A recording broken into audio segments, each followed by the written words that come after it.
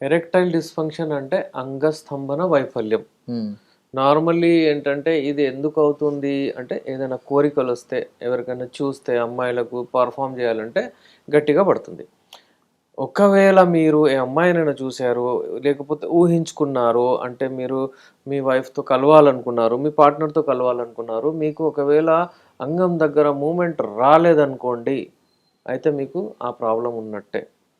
మీరు ఏదైనా థింక్ చేయంగానే మీ మైండ్‌కి వస్తుంది. మీ మైండ్‌లో మీరు కన్నుతో చూస్తారు. మైండ్‌లో సిగ్నల్ ఎళ్తుంది. అక్కడి నుంచి వయా స్పైనల్ కార్డ్ అంగం దగ్గరికెళ్తుంది. ఎరెక్షన్ అవ్వండి. అంటే అక్కడ బ్లడ్ దూసుకెళ్తుంది 8 టైమ్స్ బెటర్. 8 టైమ్స్ ఎక్కువ బ్లడ్ ఎళ్తుందక్కడ.